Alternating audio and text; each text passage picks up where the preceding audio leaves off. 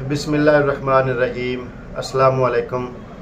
जी तो दोस्तों, मेरी आज की वीडियो का टॉपिक आज़रबाईजान में उन लोगों के रिलेटेड है जो बिज़नेस के लिए प्योर आज़रबाईजान आते हैं, या फिर जो उनका बाद में आके माइंड बन जाता है कि हमने आज़रबाईजान में बिज़नेस करना। सबसे पहले तो मैं आपको थोड़ी सी इसका थोड़ा सा स्टोरी सुना दूं कि जो आज़रबाईजान में लोग आते कैसे हैं और किस किस्म के लोग ज़्यादा आते हैं, और फिर वो एक्चुअल में आज़रबाईजान को अच्छा या बुरा, कुछ अच्छा कहते हैं तो क्यों कहते हैं, बुरा कहते हैं तो क्यों कहते हैं। मोस्टली जो है आज़रबाईजान में जो जो सफ़ेद पोश हैं थोड़े, यानी वो लोग ज़्यादा आते हैं जो मेहनत मजदूरी करने वाले हैं, या जिनकी अर्निंग पाकिस्तान में अंडर 40,000 है। इट्स लाइक उनकी जो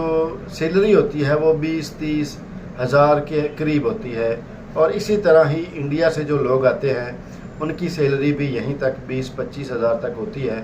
तो वो फिर आज़रबाईजान के बारे में मोस्टली सर्च करते हैं और आज़रबाईजान में आ जाते हैं। एक्चुअल उनके पास क्या फैसिलिटीज़ होती हैं और उनके पास इन्वेस्टमेंट क्या होती है, और फिर उनके पास आने के बाद आज़रबाईजान में क्या हो जाता है, ये डिस्कस करने से पहले मैं आपको एक और बात बता दूं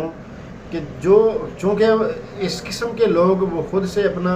ना ई वीज़ा कर सकते हैं, ना अपनी टिकट बाय कर सकते हैं, और ना ही आज़रबाईजान में उनका कोई ऐसा बंदा जानने वाला होता है जिसके थ्रू वो ऑनेस्टी से अपना काम करवा सकें, और जो उनकी मैक्सिमम जो है वो बचत या वो जो पैसे ज़ाया होने होते हैं वो ना हो सकें। या आप यूँ कह लें कि जो उनके जहाँ पे उनके ख़र्चे कम होने होते हैं वहाँ पे उनके ख़र्चे ज़्यादा हो जाते हैं। जो उनका एक बजट बना हुआ होता है उस बजट से उनके पैसे ज़्यादा लग जाते हैं। तो जो लोग आज़रबाईजान में थोड़े जिनकी अर्निंग ज़्यादा होती है, या फिर जो लोग अमीर लोग होते हैं, या फिर जिनको बिज़नेस में अच्छा खासा एक्सपीरियंस होता है, तो वो लोग जो हैं उनके पास तो उनका बिज़नेस तो स्टार्ट में फ्लॉप भी हो जाए तो वो जो हैं अपनी मज़ीद इन्वेस्ट करके अपना नुकसान भी पूरा कर लेते हैं, और फिर अपने बिज़नेस को भी रनिंग पोजीशन में ले आते हैं। मोस्टली जो लोग आज़रबाईजान में आते हैं जिनकी कमाई अंडर 40 अंडर 30 तक होती है, उनके साथ क्या होता है वो मैं आपको बताता हूँ। वो उनके साथ ऐसा होता है, वो अपने किसी दोस्त जानने वाले से आज़रबाईजान का ई वीज़ा पूछते हैं। तो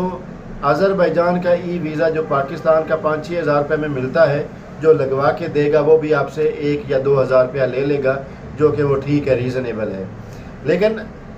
उनके साथ स्टार्टिंग जो है वो मिसयूज़ यहीं से शुरू हो जाता है कि उनसे वीज़े के 20,000, 25,000, 30,000, 50,000, 1 लाख यहाँ तक उनसे वीज़े के ही ले लिए जाते हैं। और एक जो है मिडल माइंड का बंदा जो वो यही सोचता है कि इतने में वीज़ा मिल गया है, ये बड़ी बात है। लेकिन जब वो आज़रबाईजान में आता है तो उसको फिर फील होता है कि ये मैंने एक्स्ट्रा पैसे दिए हैं। तो उनका यहाँ से ही जो है वो फेलियर पॉइंट शुरू हो जाता है कि उनके साथ पहला स्कैम वीज़े के साथ ही हो जाता है। सेकंड, जब वो टिकट बनवाते हैं तो वो भी फिर अपने दोस्तों से पूछते हैं या उसी दोस्त से टिकट का पूछते हैं, तो सेकंड उनका साथ टिकट में हाथ हो जाता है। थर्ड, उनका जब पाकिस्तान से ट्रैवल करते हैं तो डेफिनेटली जिसने पहली दफ़ा दूसरी दफ़ा ट्रैवल करना होता है तो पाकिस्तान के एयरपोर्ट पे भी बहुत ज़्यादा तंग किया जाता है, ऐसे ही इंडिया के एयरपोर्ट पे भी तंग किया जाता है। तो फिर वो पूछते हैं, वो वीज़ा लगवा के देने वाला या कोई टिकट करवा के देने वाला, वो फिर उनको ये भी बताता है कि आपको जो है वो काउंटर सेटिंग भी करनी पड़ेगी इमिग्रेशन वालों के साथ, या फिर कोई ऐसा सीन वो बता देते हैं जैसे, जो कि हालांकि होता है। तो वो फिर 15-20 हज़ार रुपये पाकिस्तानी एयरपोर्ट पे भी लग जाता है उनका फजूल, या फिर वो भी ज़्यादा ले लेते हैं।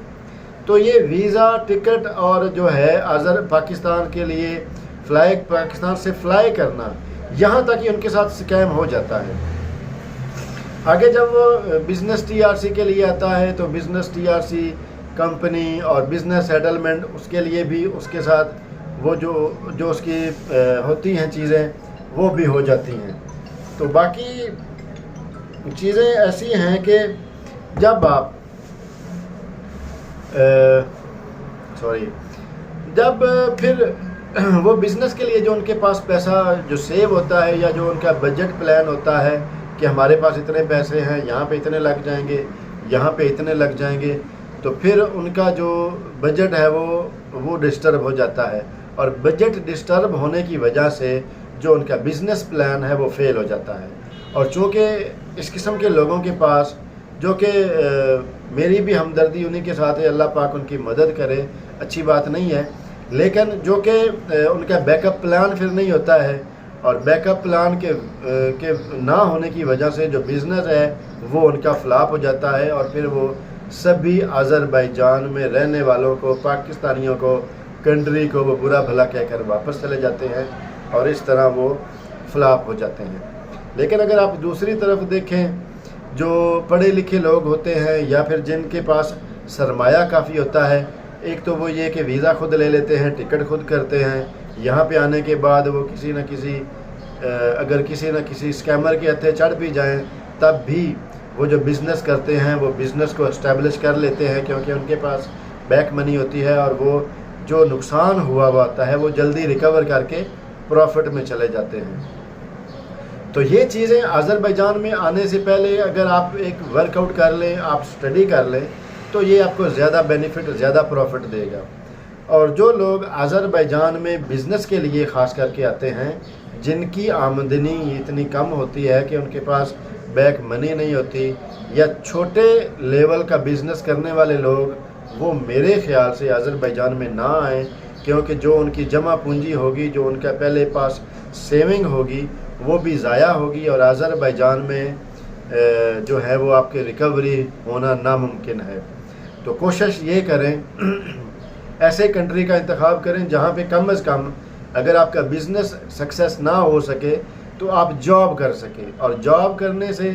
آپ کو ایک تو یہ ہے کہ آپ کی سیونگ شروع ہو جاتی ہے، سیونگ ہونے کے ساتھ ساتھ آپ کے پاس پیسہ آنا شروع ہو جاتا ہے، اور جب پیسہ آتا ہے تو پھر بہت سے راستے آٹومیٹکلی ہی کھل جاتے ہیں، کیونکہ جب آپ مائنڈلی طور پہ سٹرانگ ہوتے ہیں، یا کہ فائنانشلی طور پہ آپ کے پاس پیسہ آنا شروع ہو جاتا ہے، سٹرانگ ہو جاتے ہیں، تو آپ کے ڈیسیزن، آپ کی کامیابی بھی پھر وہ اسی لیول کی ہو جاتی ہے، پھر آپ اچھے اقدام اٹھانا شروع کرتے ہیں، اور پھر آپ کو پروفٹ ہونا بھی اچھا خاصا شروع ہو جاتا ہے۔ تو جو لوگ آذربائیجان میں چھوٹی انویسٹمنٹ والے لوگ ہیں، میرا ان کو مشورہ پرسنل یہی ہے کہ جب وہ یہاں پہ آئیں گے، کیونکہ ایک کنسلٹنٹ ہے، ایک لائر ہے، اس نے آپ کو آپ کا کام کروا کے دے لینا ہے، آپ کی فیس، آپ سے فیس اس نے اپنی لے لینی ہے، اس کا کام ختم۔ لیکن ہوگا کیا؟ نقصان آپ کا ہوگا، اور بعد میں پھر آپ مزید پریشان ہو کر واپس جائیں گے، جو کہ اچھی بات نہیں ہے، اور پھر 1-2 سال آپ مزید زندگی کے پیچھے ہو جاتے ہیں اس چیز کو ریکور کرتے کرتے، اور کچھ لوگ تو ایسے ہوتے ہیں جو ساری زندگی کا پھر یہی پچھتاوا لے کر بیٹھ جاتے ہیں۔ تو جو میرے جیسے کنسلٹنٹ ہیں، ان کی فیس تو وہ بن جاتی ہے، اس میں ان کا تو کوئی ایشو نہیں ہوتا، ان کو تو ان کی فیس مل گئی، لیکن اصل آپ کی زندگی بھی آگے چلنی چاہیے، آپ کو بھی پروفٹ ہونا چاہیے، جس بزنس کے لیے آپ آذربائیجان آئے ہیں وہ بزنس بھی رننگ میں ہونا چاہیے، اس کا پروفٹ بھی آپ کی جیب میں آنا چاہیے۔ تو ان چیزوں کو دھیان میں رکھ کر آئیں تاکہ آپ لوگوں کو فائدہ ہو سکے نہ، اور نقصان سے آپ بچ سکیں۔ ٹھیک ہے دوستو، انشاءاللہ ملتے ہیں نئی ویڈیو میں، نئی انفارمیٹیو ویڈیو کے ساتھ، نئے انفارمیٹیو ٹاپک کے ساتھ۔ تب تک کے لیے اللہ حافظ۔